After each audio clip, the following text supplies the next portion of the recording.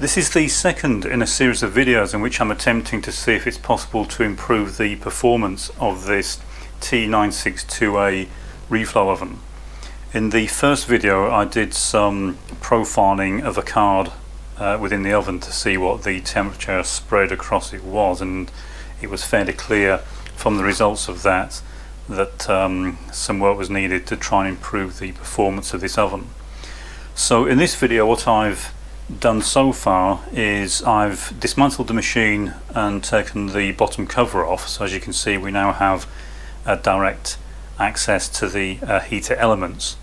You can also see that they are just 4 discrete elements arranged that are fixed in 4 positions, and obviously that does give you fairly localized heating. I've suspended the same size board as we had on the initial test at the correct distance, so this is where it would effectively sit if it was sitting within the tray. Now of course this will be slightly different because it's not enclosed, but what I'm trying to look at here is the heating effect from the elements. Bear in mind this is an infrared heating machine, so it uses mostly radiant heat from the elements to heat the boards. So I want to see what the effect of doing that is. Now I don't suggest that you try to run your machine like this. There's a lot of mains floating about. It is a Chinese machine, so it is quite dangerous, so I don't recommend doing this. But I'm going to run this machine anyway. I'm going to run it through a profile and we'll see what effect the heaters have on the board and how evenly they heat it up. So I'll turn the machine on. Again, you hear the fan start up. I'll start the profile running and we can hear the heaters kick in. And what we'll do now is use the thermal camera to keep an eye on the board as it heats up. So you can see already at the top that the heaters are heating very locally. We'll have a quick look at the principle behind the heating of this machine in a few minutes.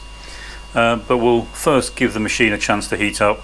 We'll keep an eye on the board and see how evenly it heats. And this is of course a surface mount board. That's what this oven is really intended for. So there aren't a lot of thermal paths through the board. So this will mostly be dependent on the board material itself to get heat through from the front to the back.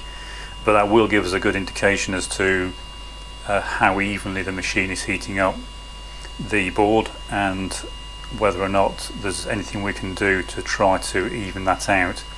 So at the moment the hottest spots on the board are around 46 degrees. So you can see that there are already hot spots that are in line with the elements above. So as you can see, as I move the thermal camera across, we're going across distinct hot and cold spots. I've done this a few times now and the effect of course gets far worse as the board starts to heat up. And we're now getting a variation from hot to cold of about 20 degrees, which is fairly close to what we were seeing on the profile that we recorded earlier. So you can definitely see the vertical lines appearing. You can see the heaters behind, but when we look at just the board you can see there are still fairly cold spots. It's quite hard to pinpoint the exact cold spot because of the nature of the board. It's quite reflective. But you can see there are definite cold spots on the board and definite very hot spots. So I'll turn the machine off. Now, as ever in my videos, I try to avoid mathematical principles and theories whenever I can. It does get a bit tedious if that's not your sort of thing. But here, just a very quick sketch to explain what's going on here. We have the heater line at the top, so this is the plane that the heaters all lie on. This is kind of looking at it in cross section, kind of as if though it's like this with the heaters running down through the paper. The board is the second line, and that is about 5 centimeters from the heater plane, and that's how the machine's arranged. If you then work out the amount of radiant heat falling on any spot on the board, then essentially just use the reverse square law based on an arbitrary power output from each heater. What I'm trying to do here is look at a comparative heating effect on different parts of the board. So if we take the maximum, which is directly underneath one of the heaters, then we're getting effectively 8.75%. It doesn't really matter what it's a percent of, but it's just an arbitrary value starting point I selected. And that goes down to 6.6% halfway between two of the heaters. And bear in mind that we're getting radiation from heaters, not just from the heater that's closest, but also from the adjacent heaters as well. And this one over here is even still heating this spot to a certain degree, just to a much lesser degree. So you can see that we are varying by quite a significant amount between the spots directly under the heaters and the points halfway between the heaters.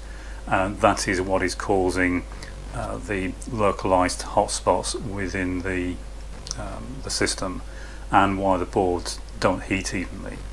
This gets even worse when it's inside the machine, because you do get air flowing around the machine in a bit of an uncontrolled way. The vent for the fan is very close to the back of the machine, and it does extend up towards where the heaters are. Okay, so as I said, this machine works through mostly infrared radiation, and what we have to do now is to figure out how to even this radiation out so it affects the board in a much more even fashion. And also then what I want to do is see if there's a way we can arrange air to circulate around the cabinet, around a drawer when the machine's running. I don't really want to have to run the cooling fan. I'm trying to avoid circulating air through the cabinet. I just want the air to go around the board. It doesn't need to be a big airflow, just enough to keep the air moving so it doesn't build up hot spots. And then once I've got something sorted out, I'll put the machine back together, run it again, and see if that's improved things at all. And then I'll just keep going back and forth until we find a solution that works. But first thing I need to do is to find a way to even out this hotspot. Okay, so I've completed quite a number of runs now, and it's apparent from the results that I'm getting that the design of the chamber is not very good. The chamber itself is not too bad, but the way that the heating elements are arranged at the top is causing a lot of problems. And I gave a very brief explanation and diagram of this as to what's causing the problem, and it's a big mismatch and imbalance across the face of the board. And because this is an infrared heater and there isn't really any significant airflow that's creating the heat distribution, then that radiant heat is causing hot spots and cold spots across the board, and that causes a problem in itself. But also, of course, it means that's going to vary depending on exactly where you put the board in the machine. So what I started off with was the first graph I showed. You can see that the problem we have here is twofold. We have this big spread of temperatures. So we've got here a 30 degree or nearly 40 degree spread in temperatures, but also we're getting over a minute between some of the parts of the board reaching peak temperature and other parts reaching peak temperature. And those two factors combined mean that the oven is not really capable of successfully doing repeat reflows, and it takes an awful lot of tweaking and fiddling to get it to process a board successfully. So what I've done is I've made some minor modifications to the chamber. Now what I'm aiming for here is, if at all possible, I want a very simple modification that anyone can apply to this machine. There are a lot of these machines around, and presumably they all have the same issues.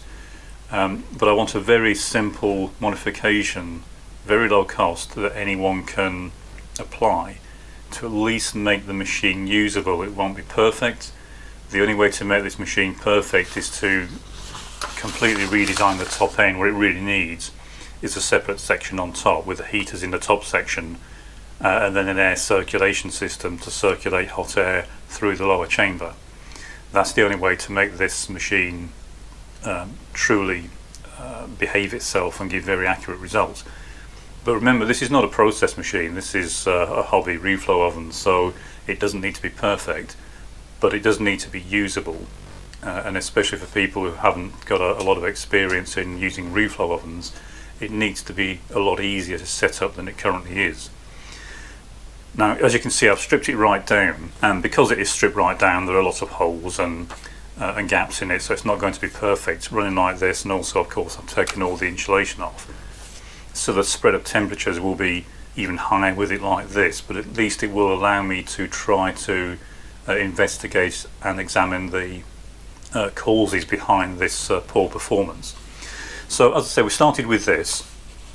I've made one simple modification, and what I've got now is this. So this was a cold start run, and what I've got now, when I run the same profile, same board, I'm now getting this. Now hopefully you can see this is a vast improvement. We're getting much tighter control. We're only getting about 12-15 degrees deviation across the board. Same board, same position, same profile that we're running. But just as importantly, if not more importantly, all the peaks are now occurring at exactly the same time. They're all within about 5 seconds of each other. And this, as it currently stands, makes the oven far more usable, and I think that with the insulation back on the cabinet and all the holes plugged up, this would be even tighter. This is what I'm aiming for. The other thing to note is that the peak temperatures are also now much closer to what they should be. So if we look at peak temperature, this is another hot start run, so this is where I was getting worst case. So I was getting up to 40 degree spread. I'm now getting about 15 to 20.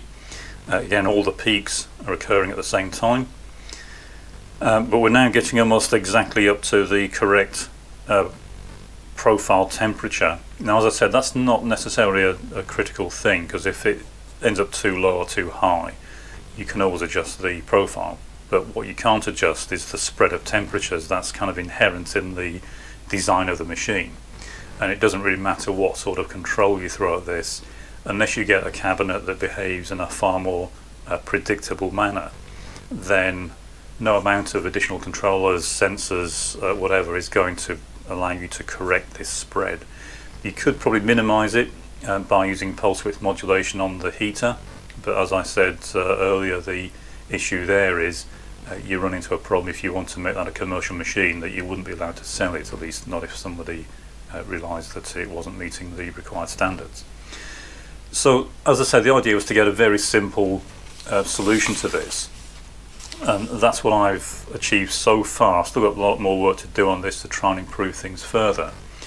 But what I did is look at the underlying cause of the problem. Now, as I said, the issue here is we have some discrete elements that are, this is kind of cross-section looking end on the heaters, so like the heaters are arranged like this.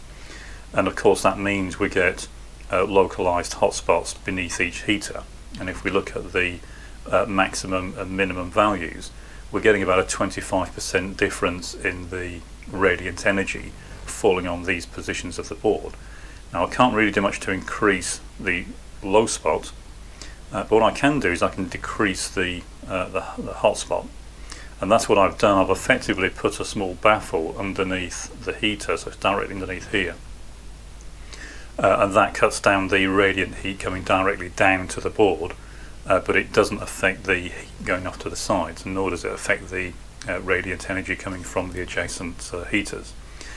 So I'll take the top off and show you how I've done that. This is only just a very crude mock-up of what I'm intending to do, but I have an idea for a very simple modification to the machine to achieve what I've done so far that won't involve stripping the machine down at all, and it's something that anyone could do in a few minutes, and that's what I'm aiming for. But I will continue and try and make this machine even better and try and get the profile even tighter. I'm aiming for about 5 to 10 degrees differential across the board. Might sound like a lot, but it's only about a fifth of what it's currently able to achieve, but it will make it completely usable, and especially if those peaks all occur at the same time. There are a few other things with this machine that I need to sort out. There's an awful lot of bits of tape and insulation pressed into various holes and whatever, so what I'm going to do, simply because I have the tools and the materials, is I'm going to make some patches in effect to cover up these holes, and I'll spot weld them into place. That's not part of this modification really that I intend to present. This is just really for my machine, just to tidy it up, and it will also make it easier to work on it, because I'm obviously taking it apart a great deal, and this sort of stuff makes it difficult to get consistent results. So it won't be something that you'll need to do if you want to make these modifications. I'm just doing it on this machine because, as I say, I have the materials, I've got it apart, so I might as well do that now. I'll just take the top cover off and show you what I've done so far. It's a surprisingly simple modification, but it is obviously, as you can see, quite effective, and that in conjunction with the other things I have in mind should make this this machine actually usable in a fairly simple manner without having to tinker with it and tweak it for every single board that you put through it. So I'll just take the top cover off. Okay, so with the top cover off, you still can't really see the modifications, so I'll just pop one out so you can see it more clearly. These are just temporary. I've got some proper clips on order to hold these things in place. At the moment they're just wired in. But if I remove one, all it is a strip of aluminium. It's sitting beneath the heater, and it's effectively shielding the board from direct radiation from the heater. I'm working on the width of this. You can see this is tapered, so I'm trying to figure out the correct width, and obviously what I'm doing here is putting it in one way, spinning it round, doing another run, and seeing where the sweet spot is for the width of this material. What I'll then do is, I've got some terry clips on order. If you haven't seen them, like C clips that pop around things, and they have a bolt fastening hole at one end. So the modification will simply be, there will be strips of metal with clips on that you just pop onto the heaters, and obviously you can do that through the drawer. Now it's looking like only the centre two heaters may need these on. I have got them on all the strips at the moment, but I'll figure that out as I go. What I'm doing is, as I say, putting in different width strips, doing a number of runs on different configurations, different profiles, and moving the board around. And based on the results that I get, I can determine if I'm nearer or further away from the correct solution. So what I'm looking for, I'll just get the diagram we started with, is in the initial diagram, what I'm doing after each run is I'm taking an average of the entire run, and it's clear from the initial results that if you average all these channels, then you get a result that is way too low. It's just over about 205, 208 centigrade. And that means that overall there's too little energy going into the chamber, but some spots on the board are getting way too hot. And the idea with this is these will cut down on the radiant energy getting to certain parts of the board that are overheating, and it will also cause more energy to go into the chamber. So that alone will tend to cause it to heat more evenly. So what I'm trying to do is to get the chamber itself to heat, and then that will radiate energy onto the board rather than the radiant heat coming direct from the lamps. Direct energy from the lamps is important, that's what causes the rapid heating, but to even it out, the chamber needs to be part of this. I've also got some stainless steel gauze that I'm going to fit above the heaters. The reason for that is I'm finding that there are reflections coming off the heaters from the inside of the top cover, and unfortunately these heaters are in kind of the wrong place. If this gap was 15 millimeters more, then the reflected heat would be in the center, in other words the current cold spots, and it would even things out and the machine would probably work a lot better. But unfortunately the profile, the geometry of this chamber is wrong, so fitting gauze above the heaters will tend to even out and diffuse the reflections, and that should help as well. It will slow down the response of the chamber, but the response of the chamber seems too fast for the current controller anyway, so that will tend to help things out, and it will again cause more energy to be put into the chamber. Same when it's cooling down. If you've watched these cool, you'll know that what tends to happen is it'll go to cooling mode, the main cooling fan will come on, and then 2 seconds later it will shut off and the heaters come back on. Obviously a clear indication that there's way too much air being blown through this during the initial cooling phase.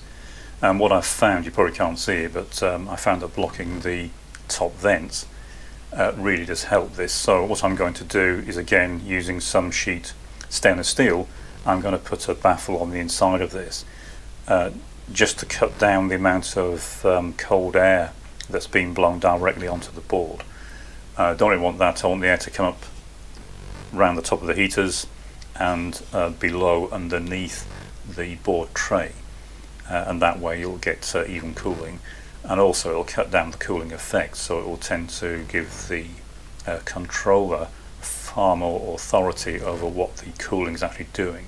At the moment it's turning the heater on, blasting the chamber with cold air, and then overshooting almost immediately and turning the heaters back on, and that's why you can see all this at the top of here.